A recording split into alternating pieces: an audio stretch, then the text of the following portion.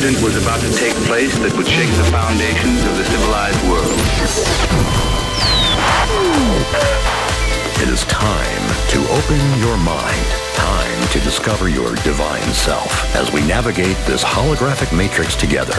Strap in, Cosmic Family, as we slide through this wormhole of cosmic information together in search of the truth. You can't handle the truth. It's time to go inside the Matrix. With your host, Jimmy Brent. All right, welcome everybody to Inside the Matrix. We're so happy that you're here with us today, and including our good friend Florida Chick and all of you who have been supporting our show. We so appreciate you. We love all of you, and we're glad you're here with us today. Today is a little bit different. My guest today is somebody that I really admire and respect greatly. She is the founder and also the owner of KCORradio.com, our platform that we're speaking on right now. Tina Marie Caouette is her name, and she's a native of Massachusetts. And at 13, she started her first company. As an entrepreneur over the years, she built, ran, bought, and sold a number of companies before retiring and moving to Las Vegas in 2008 with her 3 lovely golden retrievers. That move was a significant turning point in her life for a number of reasons, but the biggest was her UFO sighting, as well as contactee experiences that occurred while living in the outskirts of Las Vegas in 2009. These occurrences have completely transformed the way she lives her life today and directed her to writing her first fiction book, Alien Deceptions, in 2011. A novel, as she describes it, as fiction based on fact.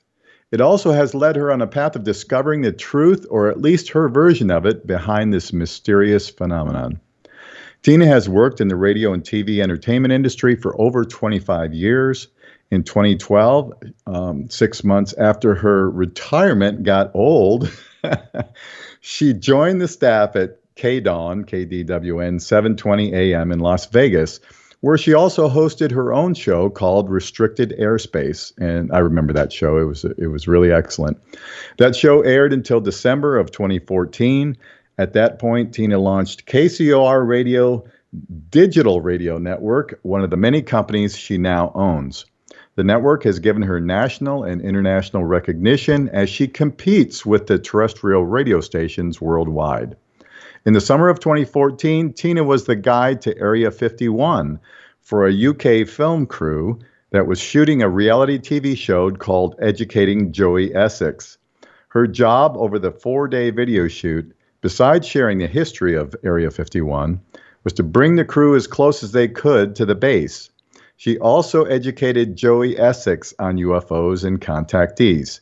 The show aired September 2nd, 2014 on ITV2 in the UK and is still one of the most watched episodes. Tina now spends most of her time behind the scenes running and building the KCOR Digital Radio Network brand, as well as building other companies she has investments in locally and internationally. Although her show Restricted Airspace is currently on hiatus, she plans to return to doing live shows in 2021. And that's a great thing. That'll be fun. Tina, welcome to the show. You know, this is so weird being on this side of the microphone because I don't normally get the opportunity because my voice is normally shot most of the time. So it is actually nice to, I get to interact with all the hosts during the break. And, one of these days we need to put like a best of all the break conversations because we have some good ones. I mentioned that this morning on when I did my show promo video that I do every Sunday morning. I mentioned that a lot of people don't realize there's some great conversation going on during the commercial breaks. And that would be a fun thing to do, to put together a sort of greatest hits of that, because sometimes we work it back into the show and sometimes we get off on a tangent, going somewhere else, and we forget to come back to what we were talking about, but it's always fun. Yeah. And I miss I miss doing my show, and I feel bad sometimes because I do want to talk during the break, especially now with everything going on. Mm-hmm. I get a little bit, we start talking about topics that I get a little passionate about, And I go, ooh, and then sometimes we have guests that, I may not necessarily agree with their points of view. So we're able to have what I like to call an educated discussion, and we can agree to disagree. Something that I wish the adults in the media would learn how to do. Are there any? I don't think so. In the mainstream media? I tell everybody this story. I worked in TV radio for over 25 years. When I worked back in the early 90s, I worked for ABC. I used to do a lot of their remote film crews. So when we go out, you see these remotes where you have the talent. Well, I used to do either the camera. A lot of times I was doing the audio work. And I lasted about 6 months in ABC. And this was, again, back in the early 90s. And I tell people this story because I think it's significant because it has totally changed even more today than it was back in the early 90s. And we would go do these shoots and we never edited anything up. We just shot the raw footage, brought it back to the station. The editors, the program director, the news director, and the talent would edit up how they wanted things edited up. And then I would go home and I'd watch it and I'd be like, that's not what happened. And I started seeing that a lot. And I'll never forget this being in, every morning we'd have the program director, the news director, as well as the talent, the different crews that were going to go out. We'd be assigned. We'd have a meeting. Okay, you're going to go cover this event. You're going to go cover this event. And I remember sitting there probably about a month into my working at ABC. And fresh out of college, I was hearing the news director talk about, because at this time it was an election year coming up for local elections. And I'll never forget this. He was talking about different things that are going to be covered. And he's like, okay, just remember, this is the angle we're going for. And I just raised my hand and I said, I'm just curious. I said, I thought we were just supposed to report the news. And the whole room went dead silence. I mean, I said a major swear word or something. And literally I was told straight up, like, Tina, the news is what we decided is. And the sooner you get that through your head, the longer you'll have a job here.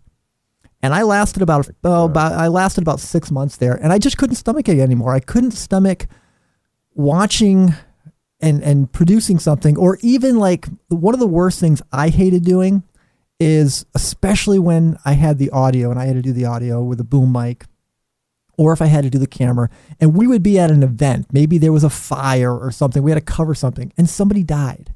And we had to go through a camera and a microphone in somebody's face for political purposes to get that emotional shot.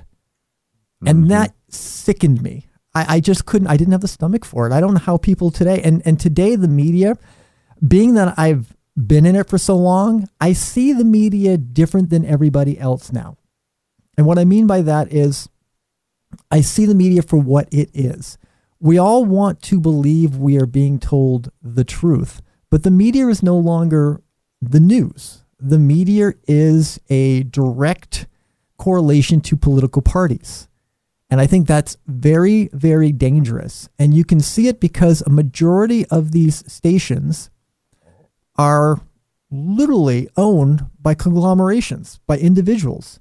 I believe there was a thing that said something like all the stations in the world are owned by seven companies. Yeah, I think it's 6 now. Yeah. So when you have that, I mean, and I tell people, if you don't believe me, all you need to do is, we get caught up, we watch the national news. So people watch CNN, Fox, whatever, MSNBC. I don't even know if anybody watches that anymore.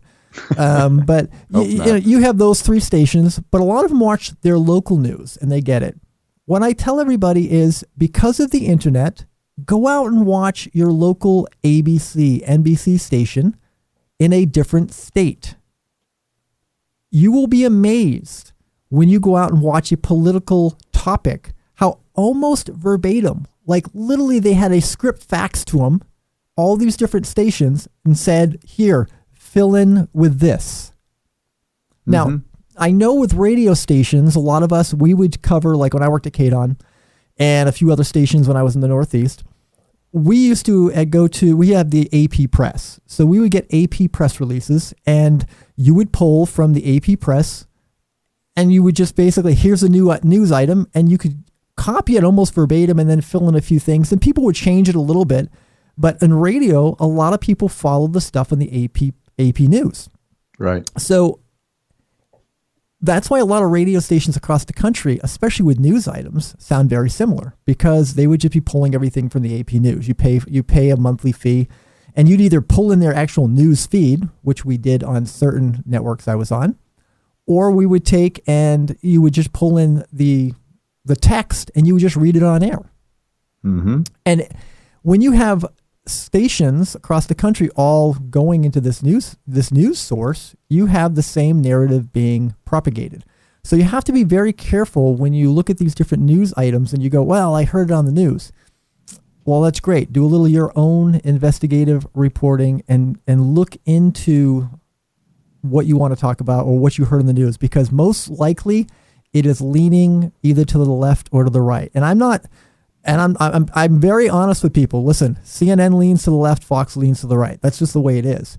And I know people who are true Fox lovers. I know people who are true CNN lovers, and that's great. Neither one of them have your best interest in mind. Okay, absolutely. Neither one of them do. There's a reason why networks like KCOR and others. There are some really other great independent stations, other independent shows, who have really blossomed over the last probably 8 years. Because most people realized they were not getting true information. And alternative news was being pushed as the new format. But this is why YouTube is starting to censor those channels. Facebook is starting to censor those groups and channels. And then you have, right now, we do not have the feds involved. But the FCC is strongly looking into getting into the digital market and making sure networks like mine adhere to the FCC rules. Now, if that happens, that is going to become a big issue. And I know the big AM and FM stations are strongly pushing for this. And the reason why I know this is you can look at the recent laws that were passed over the last few years. In fact, one of them, again, love him or hate him, all presidents do things that are good and bad. One of the probably most disappointing things that I saw Trump do early in his presidency that from a network standpoint really upset me was when he had Kanye West and they passed the bill that was basically going to make the digital markets like ours have to pay more for the music licensing than FM and AM stations. Now, over the last 4 years, AM and FM stations prices haven't gone up at all for what they have to pay for music licensing. However, the digital market has gone up almost 500%. Now, this is being done intentionally because of course, FM and AM stations know they're losing their demographics, they're losing their market shares. So they are trying to target, and this is again why YouTube and others, notice Facebook, you can't even have with Facebook, you cannot even have a music in the background without not getting flagged. I mean, had a bowling video, and the bowling center, way down the end, had music playing. You just barely hear it, but it get flagged for music copyright. I'm like, are you kidding me? But this is where it's headed. And I think the digital market, we need to be very, very careful if the feds get involved with the internet and if they get involved with the digital radio market, because that'll be, to me, the end of free speech. Yeah, I mean, it's your platforms like yours and all the social media networks. We're already seeing them clamp down, and we're already seeing them censor. To me, this is really a repeat of Nazi Germany, what went on with the book burning. So this is a modern day version of book burning. It's a digital type of book burning where they're basically deciding what information the public should see. And horrible thing, for us and for freedom. But on the other hand, I would like to remind everybody that if we weren't putting a dent in their social engineering, psychological manipulation game that they play on social media and with the major networks, they wouldn't have to do this. But we are making a dent. So I encourage everybody out there, keep speaking your truth. Don't be afraid to do it, because we have to put a stop to this nonsense. We don't need to be locked down for this scamdemic thing that's going on. And I was really excited to see Florida opening up. So we'll see if they try and sabotage that and make it seem like they did a horrible thing, which I fully expect will happen, that they'll vilify, the governor and everybody else who went along with it in Florida, and they'll try and make it look like the worst thing since, I don't know.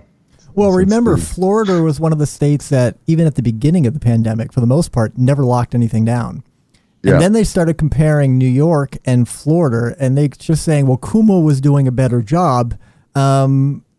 They both have the same amount of people in their states, yet Cuomo had 35, 40,000 deaths, and Florida had like 10 or 12,000. And you're saying one governor was better than the other. And keep in mind, compared to New York to Florida, Florida is a retirement community. This virus, for all intended purposes, is really going after people over the age of 65. That's the Florida community. Yet New York is not that retirement community. Yet Florida had less, was having less issues not closing down anything. And nobody wants to talk about those type of numbers. And it really amazes me. I was doing some research for the show today, Jimmy, and I hadn't done it in a while just because I hadn't looked at the numbers. And I was just curious. Now, these numbers that I'm going to give you people are straight off the CDC website. I'm not making this stuff up. This is straight off the CDC website. You can go to it. You can look it up. And this is one thing that I saw today.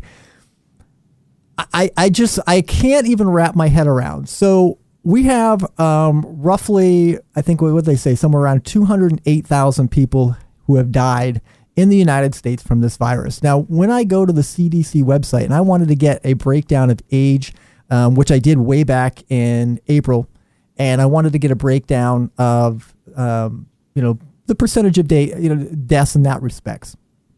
So on the CDC website, they have listed, all the deaths from age 0 to 4 to 85 plus. Now, this is what's interesting because it says out of the 210,000, it says, I'm going to read exactly what it says. Cases based on 999,000 people only. Rest didn't have an age. So almost 60,000 people died in the United States, but they didn't have an age. How the hell is that possible? It's not. Okay, it's called manipulating the numbers.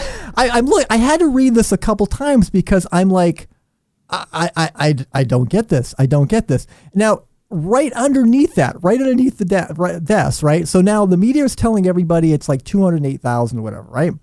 So right underneath that whole list of their platform where you can actually go check all the numbers broken down, it says 186,101 as of September 20th has died. Okay? Now I'm not making this up. Go to the CDC website. Right underneath that number, this is what it says. Deaths with confirmed or presumed COVID-19 code to ICD-10 code UA17-1. Okay? So deaths, Are you ready? Did you hear that? Deaths with confirmed or presumed Presumed. Oh, yeah. COVID-19. So they don't even know. They're like, well, we think they might have had COVID-19, so we're just going to lump them into that category. Now, this is the other thing that, again, I'm big in numbers and nobody wants to talk about these numbers. So on the CDC website, and in fact, in most government websites, they have the flu. And the flu season goes from October 1st till the beginning of April. Okay? After April, guess what? They don't track flu numbers. Gee whiz. Imagine that. Imagine that. And guess what happened right around April here in the United States? What did we have? A spike in COVID numbers. Coincidence? Just a little quinky dink. Again, I see this and I'm just like, are you kidding me? This just doesn't make sense. And if you break it down, so the biggest thing with this whole COVID-19 is, people talk about it being, listen, I believe there is a version of the virus, but COVID is COVID. COVID's been around since the 50s. There's different versions of it. This is supposedly a new strand of COVID. And we can talk a little bit when we come back from break about some of the stuff that I found that I thought was very interesting when it comes to COVID and the vaccines and all that kind of stuff. But if we talk about deaths in the age category, now we shut down the entire country. So we closed all these businesses, closed them all down. Now, and most of the world. What is the average retirement age here in the United States? Social Security is between like 63 to 65. That's when most people retire. Okay. Mm-hmm. So those are the people sitting home. Most of them aren't working. They're retired. So the majority of people buying in or putting money into the Social Security are the working class, and that's the younger generation. So let's give some numbers or some percentages. Okay. So ages 0 to 4, 34 deaths. 5 to 17, 58 deaths. But we don't want to open the schools because we've had 58 deaths. We've had more deaths. 58 out of 330 million? That's terrible. Yeah, and the 58, remember, we've had more suicides than 58 because the kids have been locked down. Way more. 18 to 29, 777 deaths. 30 to 39, 1,958 deaths. 40 to 49, 4,722 deaths. 50 to 64, now we start seeing a jump, 22,000. It isn't until you get from 65 to 85, between 65 and 85, there is over 110,000 deaths. So the people who are retired, who aren't going to be contributing to retirement, who aren't going to be in the workforce anyways, we literally shut down the entire economy over literally percentages of people who are not even going to either get affected by the virus anyways. That just amazes me that we allowed the governments or the governors to literally shut down everything, take away people's livelihoods. I mean, out here in Vegas, we got hit the hardest. I mean, Jimmy, you and me know so many people who are gig workers out here. Oh my gosh. All of my musician friends are out of work and struggling. And our governors, it's unbelievable. And our governor's telling them what? We're not going to have any live entertainment here to what? June, July next year? Are you kidding me? It's insanity. It really is. This is all political. This is all social manipulation. This is an exercise, a live exercise. They are getting us ready for a lot more, lockdown type controls.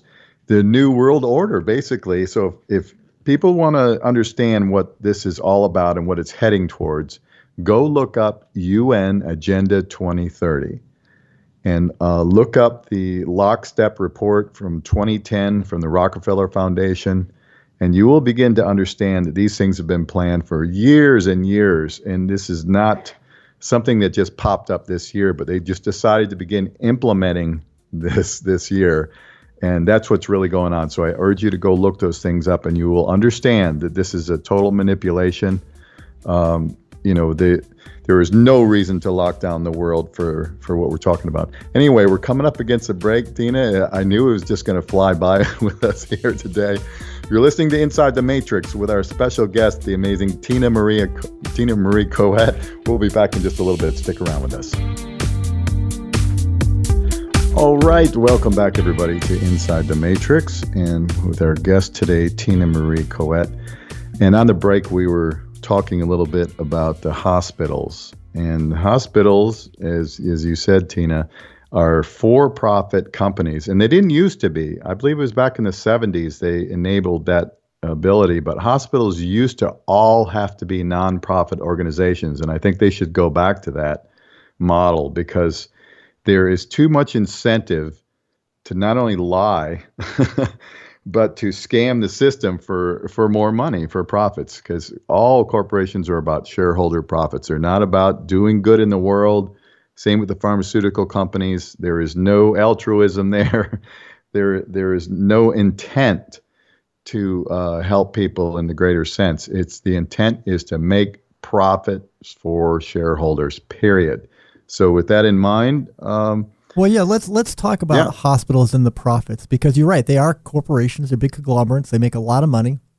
Mm-hmm. And like you said, I saw it firsthand growing up in New England when Massachusetts went to the Romney Care, which is the precursor for Obamacare. But when Romney Care happened in Massachusetts, my doctor, again, a lot of these private practices were going out of business. Why?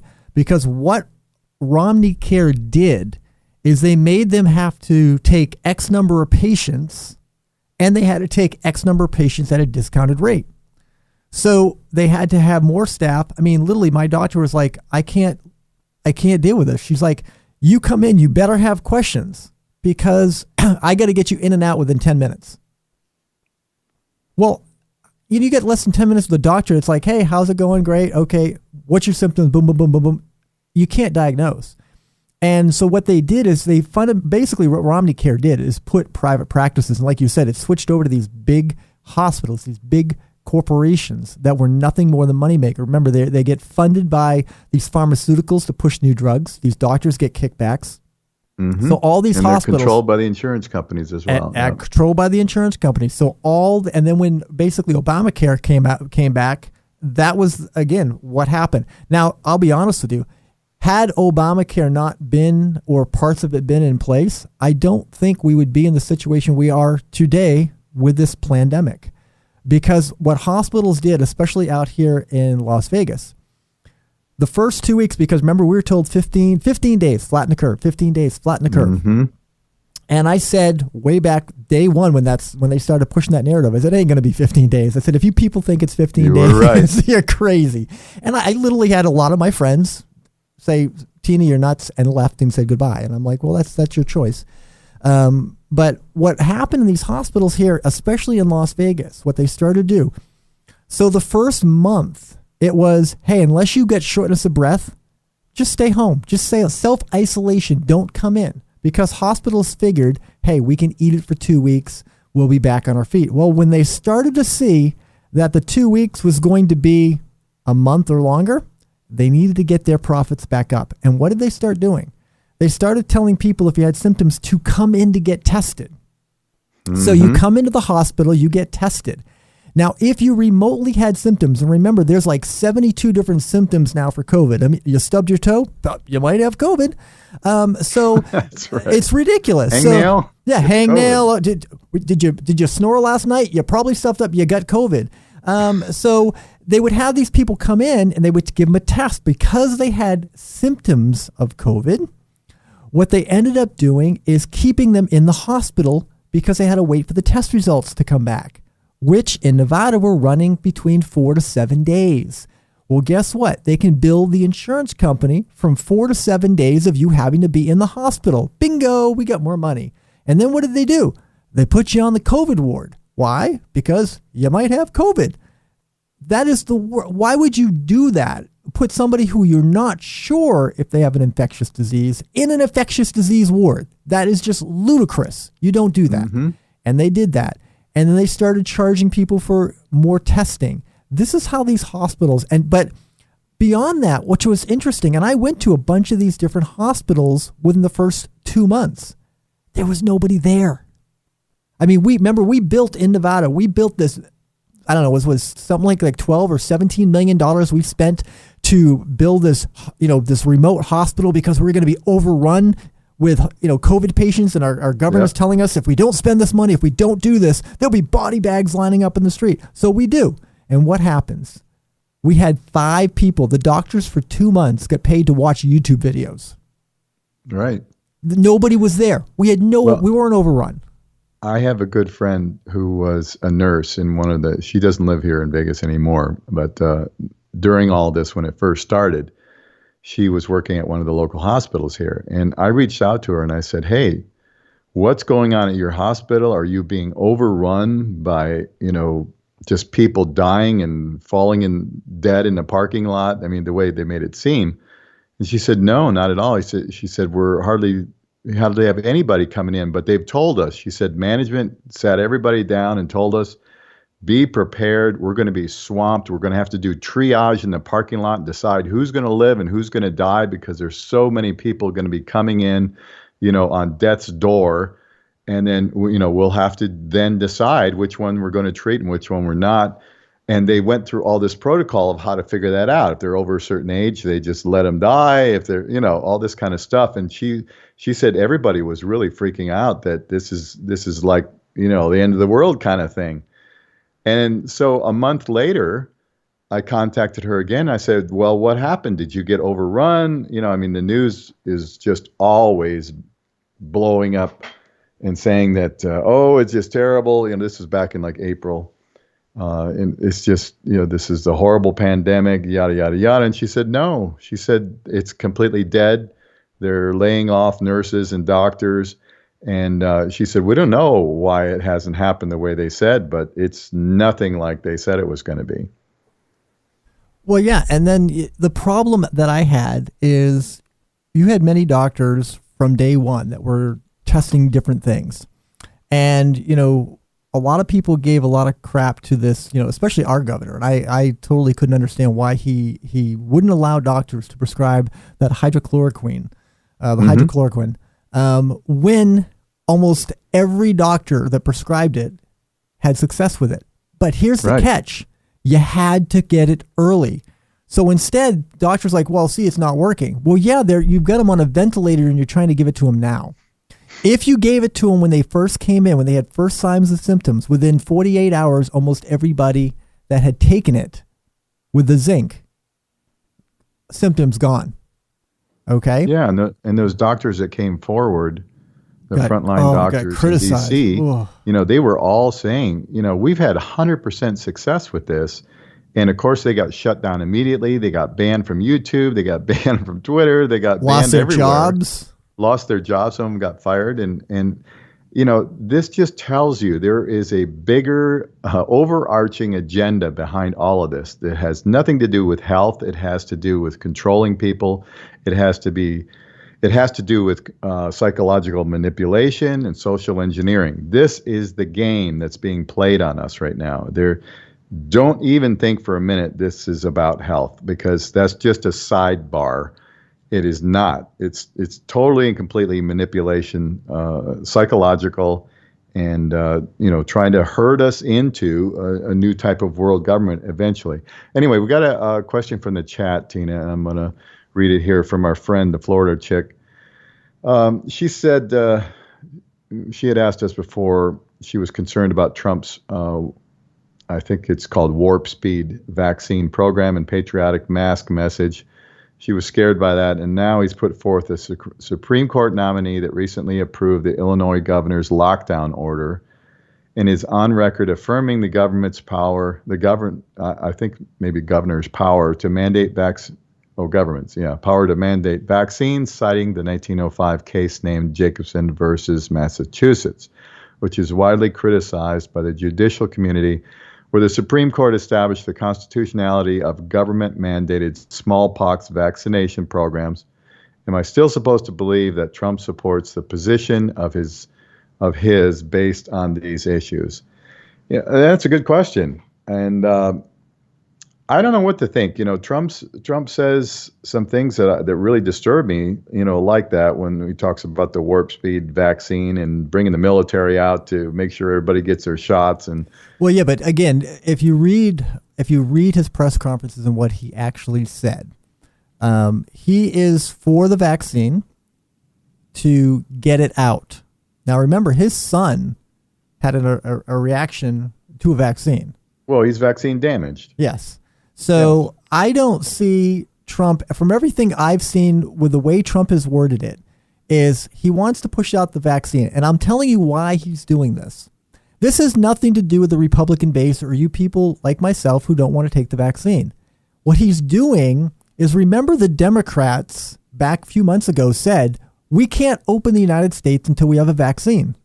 Okay? All these governors have kept everything in lockdown. Well, now what's the narrative going on? Well, we have a vaccine. We're going to try to push. Well, now we've got to make sure it's tested. That all these Democrats have shifted gear. Again, Trump playing chess where everybody else is playing checkers. Yes. And I honestly think that what he said is he's not going to make it a mandate. He is going to leave that up into the individual governors. Now, why does that scare me? Because individual governors could override the feds and make it mandatory.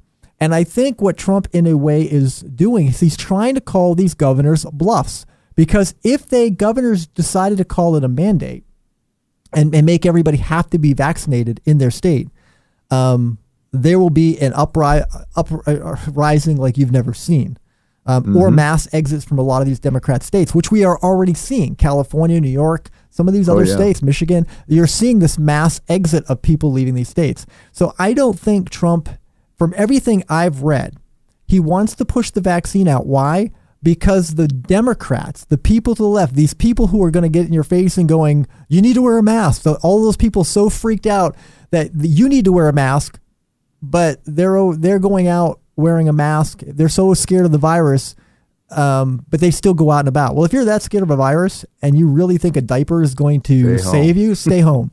Stay home. Yeah. Really, just stay home because it's a virus. And to me, I think what he did with pushing this vaccine and trying to fast track it is to open the economy again. Because because now what are the governors are going to use? If he's got the vaccine, now what are the governors going to use for the reason to keep their states locked down? That's a good point. I think that could very well be it. And I think this is why he's pushing it. Because remember, you have two candidates. You have one candidate, and again, whether you like Trump or not, there's stuff that he's done that I'm not a fan of. There's stuff he's done that I am a fan of. It's true of almost any president that I've followed. But when you look at the two candidates, you have one candidate saying, hey, we're trying to do this. We need to open the economy. We need to get everybody back to work, looking to the future to say we need to go back to the regular normal. And then you've got Joe Biden, on the other hand, saying, I get in, we're doing 3 months of mandatory masks. Even if you're just going out, walking about, we're going to have this. I have no problem locking this country back down. Literally somebody promising to bring us back to the dark ages again. So bottom line, when you look at the two candidates, to me, that's what it is. Now with the vaccine here in Nevada, what scares me in Nevada, and this was very publicly, it was publicly done about 2 or 3 weeks ago, but it went under the radar when our governor basically talked about the vaccine and that, he would have no problems requiring everybody have to get vaccinated if you were going to work in a hospital, school system, or in work. Now, by doing that, he's also okay with businesses, because this is a work at will state. A business could say, you need to have the vaccine if you're going to come to work first, or we're going to fire you. And you have two choices, either take the vaccine or quit, because you're not going to have any in between. And there's 10 other people that would take your job because they're all unemployed right now. And my thing would be the governor might even go as far as to say, fine, if they fire you because you don't want to take the vaccine, you're not going to be eligible for unemployment because they offered you the job, but you refuse to take the vaccine. Oh, yeah. So I wouldn't be surprised at all if that's exactly what they do. So I think what you're going to find is you're going to find states, Florida's one of them, that start opening up. Texas is another one that started doing that. If they start opening up their states, they say, no, we're not going to mandate vaccines. If you want to have one, you want to get one, great.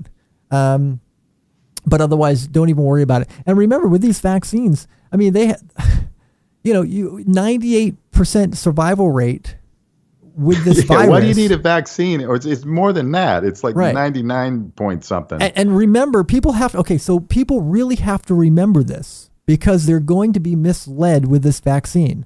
A vaccine, especially for the SARS-2 that this is, okay? This is going to mutate. We don't know what the ramifications of having a vaccine and how it's going to mutate the virus. It might make that virus, if we just would have done nothing and done herd immunity, it would have gone away on its own. Now we put a virus, because we all know this COVID is genetically been altered in a China lab. We know this. Okay, they can say what they want. We know that this is genetically modified COVID that was being tested. And paid for by the U.S. And paid for by the U.S. to be tested as basically a military weapon. Right. And it got out. And I think it got out intentionally. Absolutely. And because it got out, now if you try to incorporate a vaccine with this, we don't know how this virus is going to react. I mean, look at two people who have had this, testing of this vaccine, had neurological disorders from taking that vaccine. I'm sorry. I don't care if even one person had it. I'm not taking that risk when there's a 98% survival rate. Oh, I know. It's so absurd. And what happened, this was a big Democratic talking point. What happened to my body, my choice? Remember that? Oh yeah. See, again, this. But it has not, it's not relevant to vaccines. It's only relevant to pregnancy, right? Well, again, and let's talk about this vaccine, which nobody wants to talk about. So see, remember back about 3 months ago when the whole topic of the vaccine, well, people were first talking about herd immunity. And then it came out saying, well, you can't get herd immunity because of this. It's not going to last long and da-da-da and all this. Well, that kind of goes against the Democratic talking points because if you do a vaccine to get herd immunity, it is basically the same thing. It's giving you the virus, which is only going to be a short-term use. Now, this virus, because it is a SARS-2 virus, it is a COVID virus, it is going to mutate and change. So even if you get a vaccination this year, it will change and you will have to get another vaccine, or they will have to come up with something different for it to work properly the following year, just like with the flu. And we know how well the flu shot works. Because we know vaccines don't work. It's been proven that they don't work, and they cause a lot of harm. So they're just talking about theorizing their theories, essentially, because you got to. It's well known that the flu vaccines don't work, and a lot of people get the flu as a result of taking a flu shot. They admit there's so many strains of flu that they don't even cover. So what's the point? This is all a money-making game. It's a psychological control game. The vaccines don't work anyway. If you look at the numbers, years ago, I looked into all this stuff when my daughter was young because I wanted to know about these things. And if you read the actual statistics and the testing that goes on with these vaccines, which there's hardly any, but they admit that none of them actually work. They don't do what they say they're going to do, and they actually cause a lot of harm. But I think this is horrific to imagine, but this also feeds into a eugenics agenda, a depopulation agenda for the world. Well, if you talk about the flu shot, one of the things I find fascinating, and I tell everybody, you can try this yourself. Most doctors, at least a lot of people that I have recommended this to, have come back and told me, yeah, I couldn't believe it. If your doctor recommends a flu shot for you, before you even consider taking it, ask your doctor for a list of what the ingredients are and what the side effects are. You want a copy in your hand so you can make an educated decision. Mm-hmm. As soon as he gives you those copies, now ask him, after you've read through it, okay, after reading this, I have some concerns. Do you think it would be in my best interest to have a flu shot? He will tell you no. He assumes that you have read those when he asks for a flu shot, and you are okaying it because you are not asking for all the disclosed information. As soon as it's disclosed to you, legally, he cannot give you the flu shot, because any side effects, he could have legal consequences against him because you asked him questions and he said yes. So it falls back on him. Your doctor will now change his tune and say, I don't think you should have the flu shot. Remember, 1 in a million people who get the flu shot end up paralyzed. 1 in a million. That is right there. If you read the different side effects that could happen from the flu shot. Well, I think there's more than that actually keel over and die from it. So, well, a lot of people can, because especially if you're older, because what happens is if you're older and you're healthy and you take that flu shot could trigger the flu inside of you. And now if you were on that, marginal possibility of being sick, well, guess what? Now all of a sudden you're going to get the flu and you're in that high risk category. Again, regardless of whether it's COVID, flu, or whatever, if you're in that high risk category, and again, we know, the CDC itself has come out and said 6% of all the people who have died, only 6% have actually died from COVID. Everybody else has died as COVID is one of the many things on their death certificate. And usually it's over 2 other complications. Correct. Cancer, heart disease, whatever, diabetes, all these other things.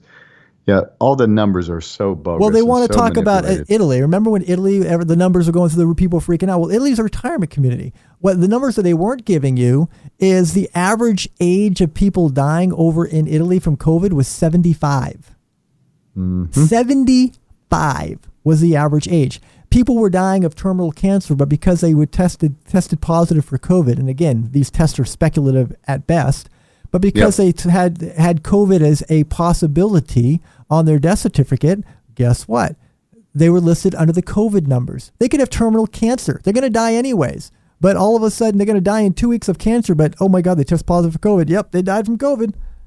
Really? Yeah, and there's a doctor in Minnesota who came out, and I believe he's a state senator or state representative or something, a medical doctor, and he came out early on and said, hey, look, they sent out this letter to all of us with the guidelines for, diagnosing COVID in our patients and for people who die.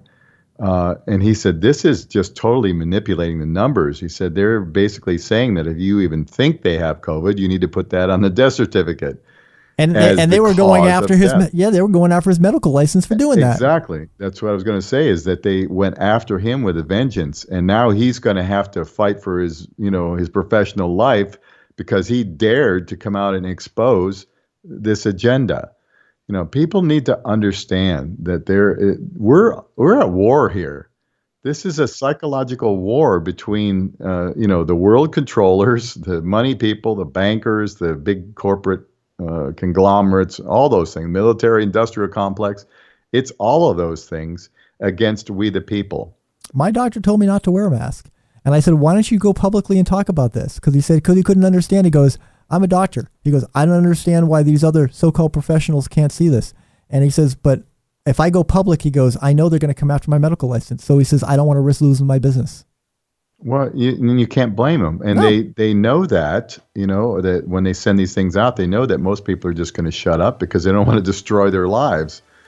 But at some point, we have to take a stand and ask ourselves, what's more important? Is my career more important than humanity? It's a question that needs to be asked and considered. Anyway, we're up against the break once again, Tina. We're going to take a short pause. You're listening to Inside the Matrix. We'll be back in just a few minutes, so stick around with us. All right, welcome back, everybody, to Inside the Matrix. We're here today with Tina Marie Caouette, our fearless leader here at KCORradio.com. And, Tina, I wanted to touch on something. I want to switch gears here. We'll get back to what we were talking about, but I wanted to switch gears here because I'm curious about your UFO experience and your contactee experience or experiences.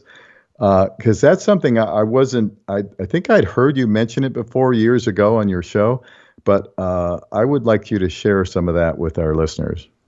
All right. Well, people can go back. It's funny. I stopped talking a lot about my experiences simply for the reason I had, a little more than 13 experiences, and that was it. And I had when I was younger, I remember things from that, but then it just kind of stopped and I haven't had anything since. Well, unlike a lot of people that are in this field of ufology, I get attacked really bad by people in ufology itself, because if your narrative goes against what they're pushing or peddling, or selling. And again, it's very cliquey. These UFO conferences are very cliquey. Oh yeah. So if you're not part of that inner circle, you don't speak or lecture and all this kind of stuff. And I wasn't one where, I would have whatever is trending in the news, I would change my story or come up with something different. When I literally had a two-year part where I got taken about 13 times. It was surreal. I'm very honest. In fact, I think I broke down on my show when I was talking about my experiences to the point where I thought I was going insane. And I mean that literally. I literally had papers to sign my son over to somebody because I thought I was going insane. I thought I needed to be committed. And when you're at that point I wasn't into UFOs. I wasn't into any of this stuff. I had no interest in it. People were like, oh, you moved out to Vegas and all this because of Area 51. I'm like, I didn't even know what Area 51 was. I didn't care. I moved out to Vegas when I moved out to Vegas to retire. I was 40. My goal was to retire at 40. I did. I sold my companies. I said, and that lasted about 6 months. I got bored and started going back to work. But, shortly after being out here is when I had my experiences. Mm-hmm. And I was taken for all intents and purposes. And I want to put a disclaimer out here because I always do this. Just like with almost every, well, I shouldn't say that, just like with every contactee or UFO experience, I can tell you what happened to me. You can believe it or you don't believe it. I really don't care. And I mean that in the nicest of ways.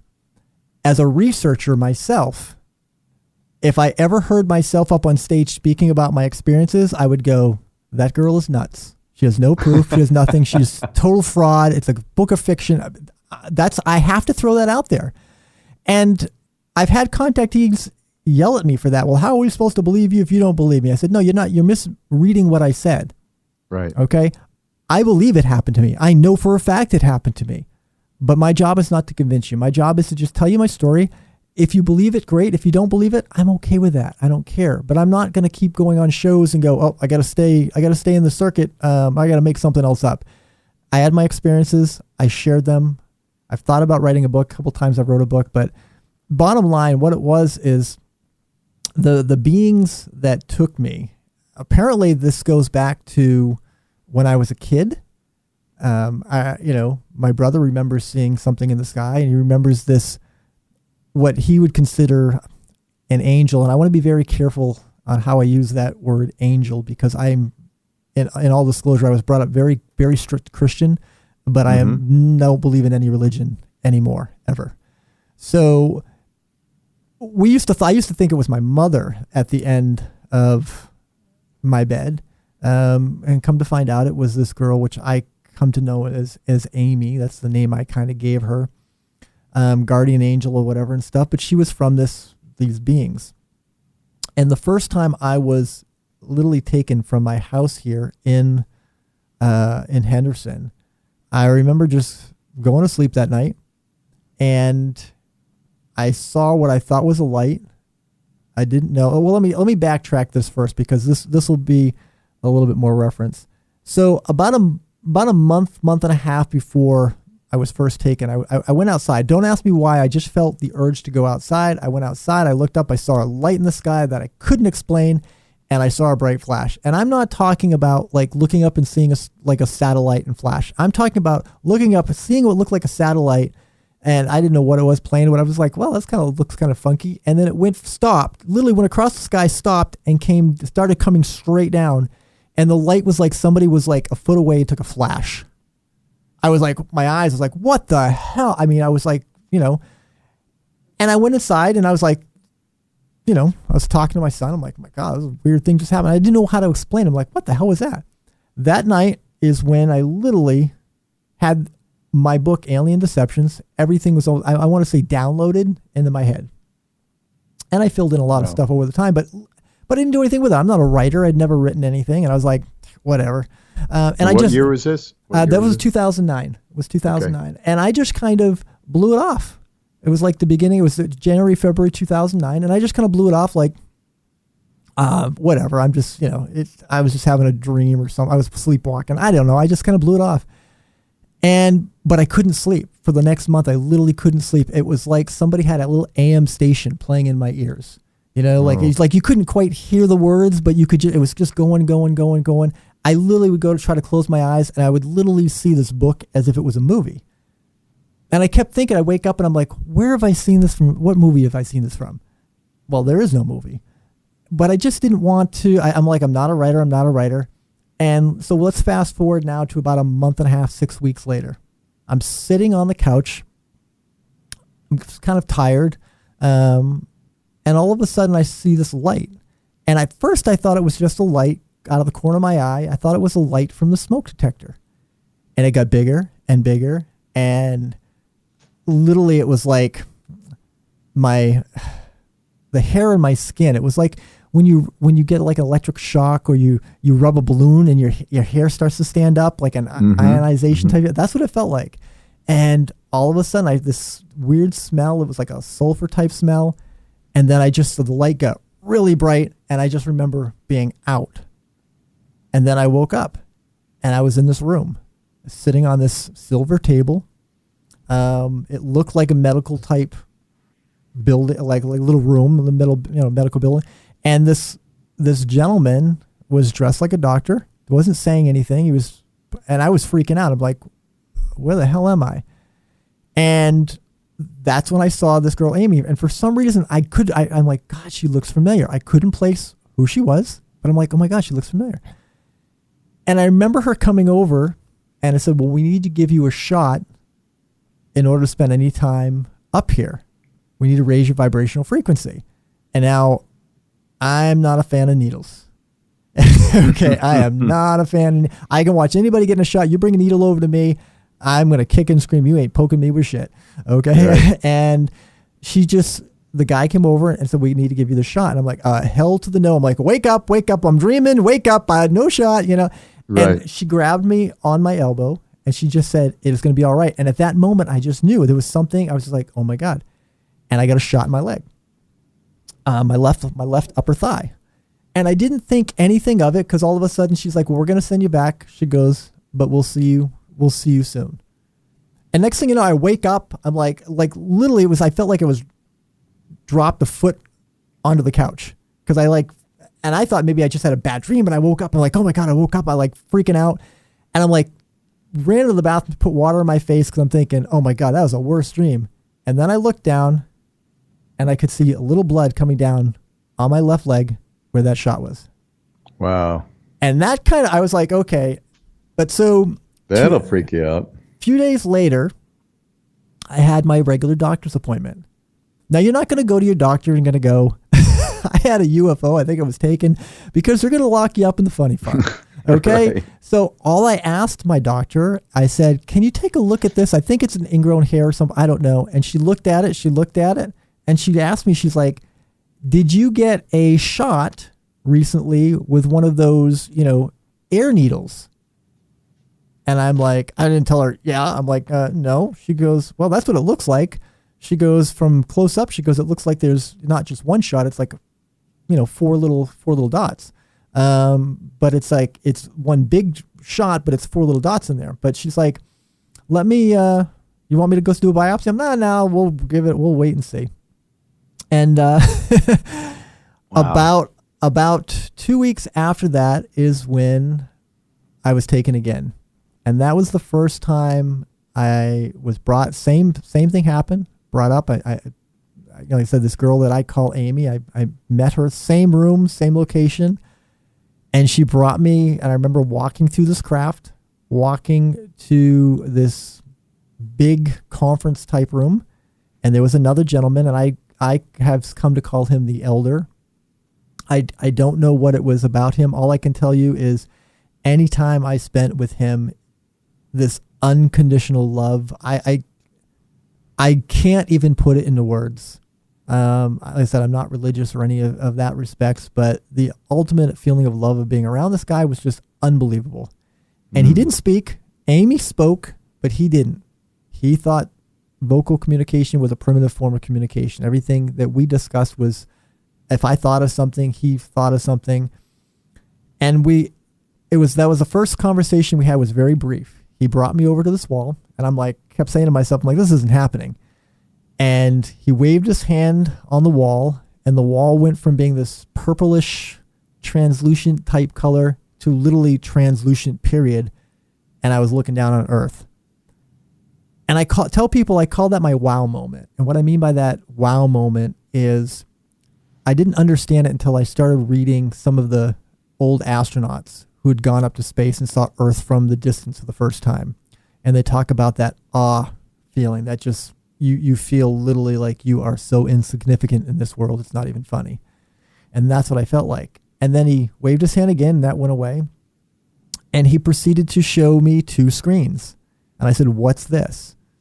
And he said, it's your timeline. He goes, I said, well, how come there's two screens? He goes, because you have two possible outcomes. And he goes, we're here. He says, basically, he says, you're at a crossroad. And our job here is to put you on the right path. We can't walk it for you, but we can show you the right path. And he showed me two screens, and I literally watched my life from day one to my death flash before my eyes instantaneously on the left side and the right side of the screen. One was a lot shorter, and I mean a lot shorter, than the other one. Wow. And I'm not talking about like, it was kind of nice watching a movie. I'm talking about scratch, sniff, feel, motions, everything you could possibly imagine in a moment was being portrayed in my head, and I felt it. I felt the pain when I died. I felt the sadness of the people around me, just everything. And it was a little too much to bear. And I remember him saying to me, I got one more thing to show you before you go. And I said, okay. And he moved his hand. The two screens disappeared. And he said, hold my hand. And I held his hand, and another screen appeared. But this time the screen went from being literally a screen to where I was in. The only way I could describe it is, do you remember there was some of the TV Star Trek shows, I think it was, maybe it was Star Trek, I don't know, some of the newer versions, where they have like a holographic room. Oh yeah, yeah. And you go Absolutely. In there and everything seems... They call it the holodeck. Holodeck. What? Yeah, I guess that's what it felt like. I guess, like literally, but I was on Earth and there was a major disaster. And I'm talking major disaster. And we're walking down streets and there's just dead people everywhere. And this was not just like a hologram. I mean, it was scratch and sniff. I could smell the burning flesh. I could see fire. It was, let's just say, I never want to see that in my life. Yeah. Because that was probably, I felt, I just like, get me out of here. I can't take it. Get me out of here. And he's like, you need to see this to understand. I'm like, I don't care. Get me out of here. And we kept walking and we kept walking. And then eventually I ended up back up in the room, that conference room.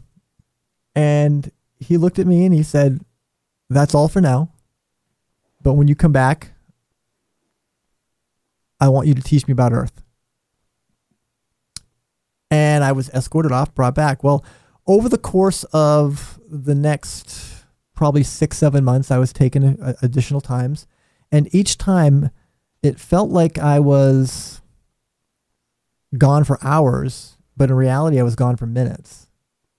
Which was... So was this at nighttime always? All night except for one. One time it happened during the day. And that was really weird. But otherwise they were mostly happening, nighttime, early morning. And I remember we had many conversations, which was really interesting because, and I'm going to kind of condense this all down. For the longest time, I was in a way kind of excited. I mean, a lot of people have had negative experiences. Mine, as far as I know, were positive. They could be screen memories. I don't know, but they were positive as far as I know in my mind. But I thought I was, teaching the elder, about Earth. I felt special, like I was, sharing all this information with him. And it was very interesting because we had conversations, like we talked about money and financing and being somebody who's owned businesses. I was explaining to him about money and taxes and how things work here on the planet and all this stuff. And I'll never forget this. He kept looking at me, shaking his head. And he's like, and I would hear in my head, he goes, I don't get it. And I'm like, okay, what don't you get? I think I'm explaining it pretty well here, how it works here with the money and the financial situation on our planet. He goes, I don't get it. And I was getting upset. I'm like, I don't understand. Why don't you get it? He goes, I don't understand why you have to pay to live on a planet you were born on. And I went, whoa, that kind of hit really hard to heart. And we had many different conversations from religion all the way down through. And the religion aspect came up. Now, I've read the Bible twice. I've read a version of the Quran. I've read the Torah. I studied Buddhism. So I was pretty versed on a few different religions, and we shared many different things with him. I just kept trying to explain about how religions work and all, like literally 6,000 different religions on this planet, all this kind of stuff. And I remember the only time in all the times that I was up there I ever saw him agitated is when the conversation of religion got really in depth. Mind control. Well, no, this is, and again, I tell people what I'm going to tell you, take with what you want. I really don't care how you want to take it, but we were standing up and he was looking down on earth, and I kept saying to him, I said, if you guys are so much more advanced than us, why don't you come down and help us out? And he kept saying, well, we don't want to be perceived as gods. And I'm like, come on, seriously? We'd look at you as aliens, not gods. Okay. He goes, we don't want to be perceived as gods. He kept going over and over and over and over and saying that. And to this day, I still get chills when I think about it. I kept pushing the issue, me being the Virgo that I am, I kept pushing the issue with him. And out of the corner of my eye, I saw Amy come literally flying into the door right away. And I said, listen, we wouldn't perceive you as God. Why don't you come down and help us? And he looked at me, and it's the only time I ever felt any kind of negative energy come off him. And I mean like negative, where he looked at me dead in the eye and he said, we don't want to be perceived as gods again. And when he said again, I got thrown back from his energy almost 2 feet in the air, just my legs went right out from underneath me. Amy caught me and rushed me out of there. Wow. And I was like, what did I say? And she's like, do not ever bring that up with him again. Now, take it as you want. I don't, the way I took it, I don't know if it's Jesus. I don't know if it's Buddha. I don't know who it is. But I think at some point they came down to enlighten us, because the way they looked at us was, we're the little kids with the firecrackers, that our technologies would be more advanced than we are spiritually, and than our wisdom. Yeah. And I got to be careful when you use the word spiritual, because when you say spiritual, people lump it into this new age stuff or lump it into religion, and it's right. They have a different take on that. But it's like knowing you have the power to destroy a world, but knowing to be smart enough not to do it is two different things. Just because you have the power doesn't mean you wield the power. Right. And the problem here is we would wield the power. We'd want to see it in action. That's just the way we are as humans, and we need to evolve past that. But I really got the fact that, at some point they came down here, and when they came down, they tried to enlighten the planet, and it didn't go the way they were hoping it to go, and that's left a really bad taste in their mouth. And I asked him, I says, well, the only time that he said they were ever intervene in our society, and that's why he had to show me all that mass destruction, he goes, is as a consciousness, as the planet, we looked to them for help. And he goes, the only way we see that happening on this planet is if 2 or 3 billion of you die at once in some catastrophe. At that point, there will be no borders. There will be no religion. There will be no black or white. There'll be humans. He goes, because that's how we look at you. We don't look at you as countries. We don't look at you as races or any of that, or male or female or what. We look at you as human beings, earthlings. Your planet as a whole has an energy, and that's how we look at it. And he goes, until a majority of you unfortunately pass away and you have no choice but to look to the heavens for help, he goes, we're not going to intervene. We can't. Because consciously you all have to ask for our help, not just the select individuals. Yeah, and that's really where it's at, and it brings to mind the fact that whoever controls the world, whoever these people are behind the talking heads and the politicians and all these pundits and everything, they really want to control our thoughts, and as long as they are able to do that, and they are very successful at it with social media, with the mainstream media. And right now, they put out the agenda that they want us to create, and we basically create it for them, whether it's going to war or whether it's wearing masks or whatever. This is manipulation, and people need to see it for what it is. But right now, we're not seeing it as a whole, as human beings, as the entire human family. And that's the really disappointing thing. Keep the negative energy going, and they will always stay in power. Yeah, so we have to get beyond that and understand that we are the vast majority. We're the 99 point whatever percent. And if we realize our own power, then we can, of course, take this world back and make it into something wonderful.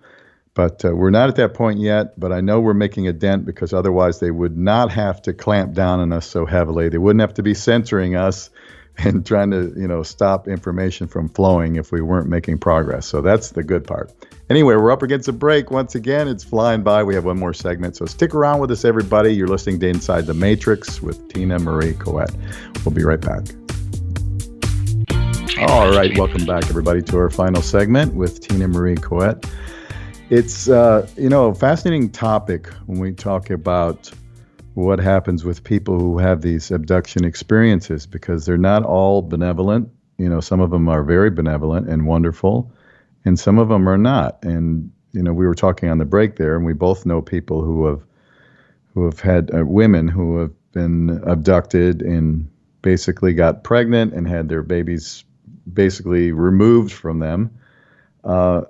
There's so much more to this world. I mean, right now we're focused more on the sort of inner face mind control that's happening, with the governments and the COVID, the Rona, the deadly Rona flying in the air, and all this nonsense. We're kind of focused on that, but there's so much more to the world. There's so much more that goes on all the time at different frequencies, different dimensions, if you will, whatever.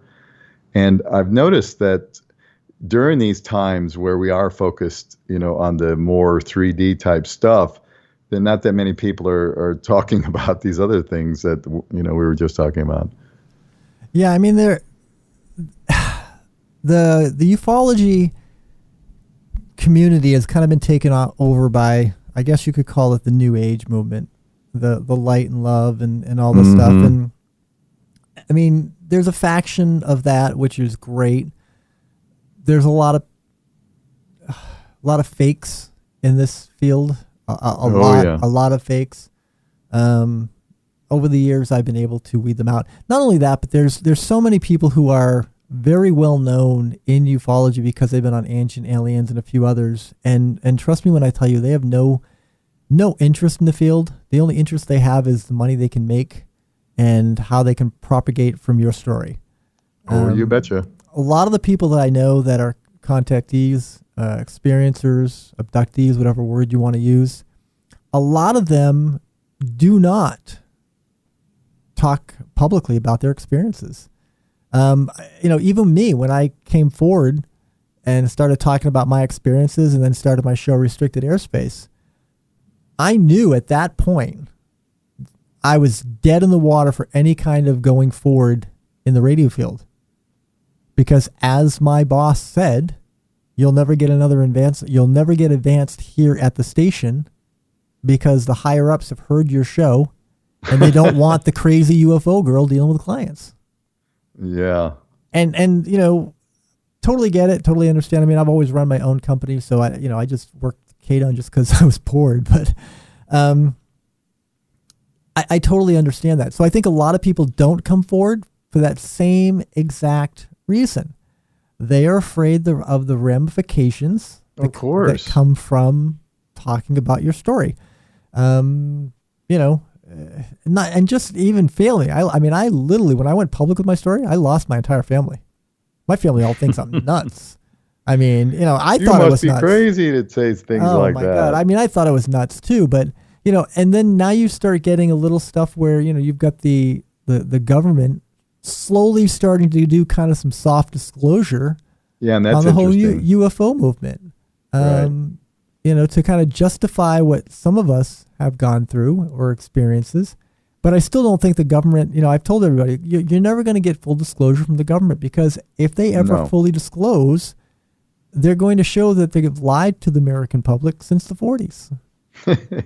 At least, yeah. Yeah, so. They're never going to admit that. And well, we've been getting disclosures, just not by the government. I mean, the disclosure has been happening for a long, long time. People have been, coming out, even like yourself, and telling their stories. And once you sort of get into this whole area, you realize that there's lots of people have stories. It's not just a very few. And then, but it is very difficult to come forward because of the ridicule, and because of, mainstream programmed people cannot accept that there's a lot more to this world than, just the 3D in our stuff, in our face everyday type stuff. And listen, I mean, this is why I get criticized. I don't speak a lot about my experiences anymore, because as somebody who has grown up in radio and TV and learned how to do research, I have no proof. I have no proof. I have the marks that's still on my leg to this day. It's still there. But I mean, I don't have other eyewitnesses. I don't have a picture of a UFO. I don't have a dead alien body. Talking to them, right? Yeah, I'm not up here doing a selfie with the elder, like, hey, spot. Yeah. I don't have that. So from a researcher standpoint, listen, I have no facts. In a court of law, I have nothing. And to me, that's why I get a lot of attacked from people in ufology because of that, because of saying, listen, there's not one person in ufology that has facts. And if you believe that, then you're naive. We all have our stories. Mm-hmm. We all have our opinions. We all have our theories, but we don't have facts. Now, there are some contactee stories that are more profound because they have other witnesses. So you get into that. You can get into that level of, okay, well, they have more stuff that could pass the sniff test, I guess you could say. Mm-hmm. But again, we don't have any physical evidence. And until we have actual physical evidence, I think we need to take everybody who's had an experience, you put their stories on the table, and I've said this since day one.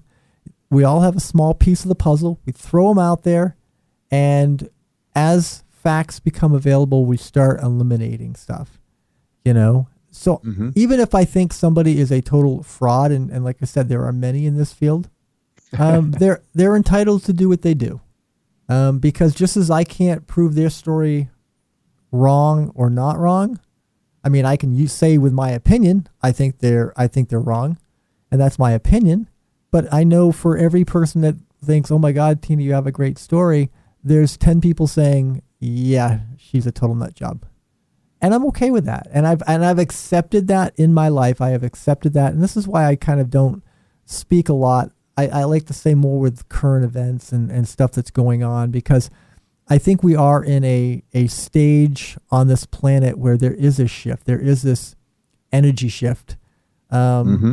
And one of the unique things that we kind of talked about on break, that shot that I was given that said it was going to raise my vibrational frequency, besides the fact that I haven't been sick in 11 years, one of the things that I noticed, and I didn't know how to explain it until it was explained to me from a few other contactees, was I am extremely sensitive around negative energy now. I never was before.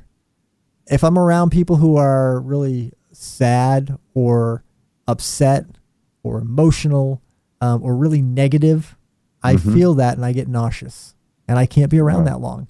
I never had that before, and I couldn't understand why I would go into certain places and I'd be like, God, I feel like I'm going to throw up. And then I talked to a few other contactees, and they began to explain to me, goes, well, that's because you become, you're intuitive, you're sensitive. And I'm like, okay. And so what I've noticed is up until, this whole COVID thing, I was noticing a really interesting shift. Like, I actually felt like I could be out more and around people because there was a positive vibe That's the best way I could describe it.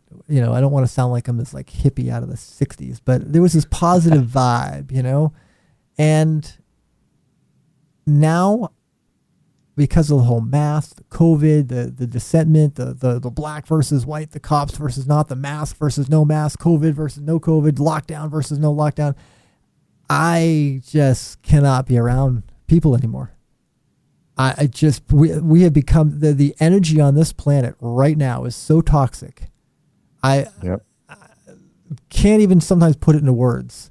And I think it's by design, don't you? I think Absolutely. That's exactly what it's been created. I absolutely believe it was by design. I think we were at a tipping point on this planet, and for the good. Mm-hmm. And I think the elites or the higher ups or as some people talk about this alien fraction that is involved with certain governments, didn't want that because the game is over at that point if we become conscious, right? That's right. They lose the power that they have because we realize we're a lot more powerful beings. This is one of the reasons why a lot of these beings that I personally feel that are coming to this planet, because we are more powerful than we even can imagine. But we're told constantly, day in and day out, that we're not. Exactly. Exactly. And that's a big, big problem for us. If we ever do realize our power, we could create such an amazing world. Yeah. I remember the clip from Ants. The cartoon where when the big grasshopper, throws a little seed at one of the persons and said, listen, he goes, the ants outnumber us 100-1. He goes, and if they ever figure that out, we're dead. Absolutely. And it reminds me also, there's a little cartoon drawing that illustrates it too, where there's a kind of like a long wood plank on the edge of a cliff. And there's like the powers that be are standing at a podium, telling us what to do. And they're hanging over the edge, right? Standing on the podium. And all the people are standing on the other side of the board, holding it in place. Yeah. So if the people ever decided not to go along and they just walked off the plank, that the controllers would just go over the edge and be done. Yeah, and I think if one thing we have found over the last I've seen it at least over the last month, 6 weeks, is more and more people being in lockdown are waking up. They're realizing that their rights, their freedoms, their liberties, not just here in the United States, but worldwide, have been taken from them. And they are starting to rise up in numbers. And you know what is amazing to me, as free as this country is, as free as this great United States is, we are seeing more numbers of people rising up in other countries than in this one. That shocks me.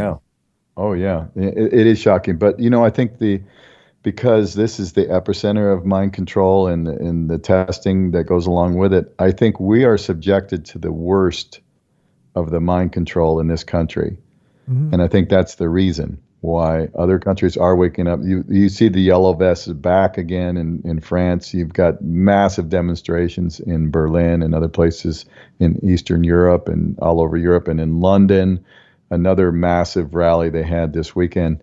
So that is wonderful and encouraging. I'm so happy to see that. And I don't know if you saw any clips or not, but yeah, I did see some of the clips. But I think part of that is, again, we go back to the media, the mind control, how controlled our narrative is over here compared to the news media in other countries. They tend not to be. If you watch some of the news, I mean, you really want to know what's going on in the United States, watch the BBC. You'll get a more accurate representation of what's really going on over here. Or RT. Yeah. RT is another one. Yeah. I mean, you have a lot of different things that are going on. So I think you're having that where we kind of, for whatever reason, believe, I mean, maybe it's the reality TV shows. I mean, we're living one. And I think everybody is caught up with everything that on social media, they believe everything on social media. They believe everything on Twitter. They believe everything they see on TV. It's like reality TVs aren't real. They're scripted, Right. But again, we want we've been brought up, we've been indoctrinated all the way from school all the way to we're not free thinkers as much as we like to think we are. We live in a free country, but we're not really free. Yep, and it takes real vigilance to keep it free. And so that's what we've got to resurrect in this country and ignite people's desire for freedom again. And I think you're right, though. The longer this mask BS goes on, more people are going to begin to question it. And I'm seeing a few more people in these days walking around without their masks too. So that tells me that they've kind of figured it out, and it's almost like, oh, I got to put this stupid thing on to walk in the door of this restaurant. And then as soon as I sit down, though, and get a glass of water, well, then, that Rona can't get me then, so I could take off my mask. And it's one of the smartest viruses I've ever seen, yeah. Yeah, it's just so absurd. And then I think the absurdity and the reality of the absurdity is beginning to sink in on some people. Well, again, I think what it did is this was released. I still truly believe that it was intentionally released by China to go against. And people are like, well, why would they go against the United States? Well, again, get off your ego, get off your high horse, and understand that there's more countries than the United States. Yeah, they went after other countries got hit by this as well. Why? Because Trump put in these tariffs to basically make the trade better for the United States to China, because China has profited a lot of money from all these different countries for products. Yeah. Well, what happened? As soon as Trump made that deal, other countries started to follow suit. They started to make similar deals, which really hurt China. There's a reason why China was having a bunch of protests, because they were losing money. Businesses were closing down over in China. There were many people in the streets protesting with Trump signs. That did not go and sit well in China. And now we have an election coming up. And I said this back in March, that this was going to be used for political gains. And it amazed me, because all these people who were for Trump, who were criticizing the president for not, intervening with these governors. And I took a lot of heat, and I said, listen, Trump is playing chess. Everybody else is playing checkers. What he is doing is allowing the governors to shoot themselves in the foot. This is an election year. He's a business person just like me. I have a 5-year business plan for all my companies. I change it constantly. I'm not looking at tomorrow. I'm not looking at 6 months down the line. I'm looking at reality 5 years down the line. So why my competition is just looking at, I got the best of Teener, for the last 30 days, when they're out of business 2 years from now, and I'm 3 times more popular. I saw the long road. You saw the short one. And I think with Trump, what he's trying to do is he's allowing the governors to expose themselves for what they are. He's allowing individuals in Congress to expose themselves for what they are. And I think we are, if he makes any kind of move, everybody's like, well, he needs to get rid of the lockdowns and get rid of this and get rid of the mask. If he did that before the election, he's the dictator everybody thought he was. But if he doesn't do that, if he allows the governors to make that call, waits till he gets elected. And I said this before, he is going to get elected in a landslide. I don't necessarily believe it'll be like a Reagan landslide where Reagan won, 49 out of the 50 states and, just crushed Walter Mondale. But I do think, based off the numbers and the projections I'm looking at, I definitely see Trump, easily being probably, I would say 348 to 192. And remember, Hillary lost. It was, I think, 304 to 232. So I think there are a few swing states that are going to go, Nevada being one of them, that are going to go for Trump, that were borderline, that went for Hillary. We're going to, Trump's going to lose California and New York. That's a given. But all these people that have mass exited these states are now moving to other states, and they are signing up and being registered. And I think some of those swing states are going to make a big difference in this election. And when Trump gets elected, he is going to now have the power, because he can't get reelected again. He will have the power at that point to say, we're opening up. No more masks. It's done. We're done. Here's the vaccine. You want to take it? Knock yourself out. You don't have to, but if you want to, here it is. But we're opening everything up. And if you don't want to open up, if these governors decide not to open anything up, that's great. All the federal funds are getting cut from your state, and they have the power to. Awesome. I can definitely see that happening. We're already starting to see it with them defunding the police and like Minnesota and all them going, whoa, we told the cops to stand down and now we want $17 or $18 million from the feds because of the damage. Well, hey, you broke it, you fix it. That's right. That's what Trump's telling them, and so I think Trump is weighing his call, and I think even with these protests, I think these violent protests are going to continue. They might even continue for a week or so after he's elected, but at some point he's just going to say, now we're going to roll in the feds and we're going to clean it up. We're going to bring safety back to the American citizens, and we're going to bring prosperity, and we're going to open everything back up, and we're going to let the cards fall where they fall, and because listen, there is going to come a point where you can't, our governor wants to keep everybody locked down till June or July with no shows. Well, you know what? He only extended the eviction thing to the middle of October here. The CDC says till the end of the year, but again, what about those people who own homes and are renting them out? They can't make their mortgage payments, so now they're going to lose their home that they've been renting out because the person who's renting hasn't had a job, so they're not paying the rent, so this person can't pay the mortgage. We're going to be in another housing crisis come the first of the year. Yep. Just before, just around the election time. And I think exactly. what Trump is going to do is he's going to get the economy rolling in. We have two choices. And we talked about this during break, Jimmy. I said, it's sad with 400 million people that, Trump and Biden are two best choices in this country. But we have two choices. So let's look at it realistically. One wants to keep us locked down. The other one wants to open the country up. And, people live and people die.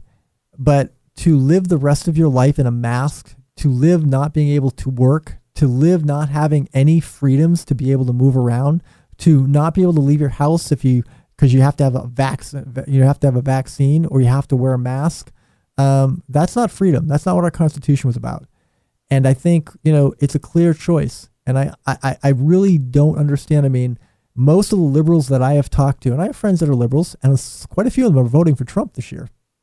But there are some that I talk to, and the only thing a liberal can tell me is Trump's bad. Trump's this, Trump's that. Well, I don't care. Sell me on your candidate. What's your candidate going to do? Your candidate's been in office for 47 years. What has he done?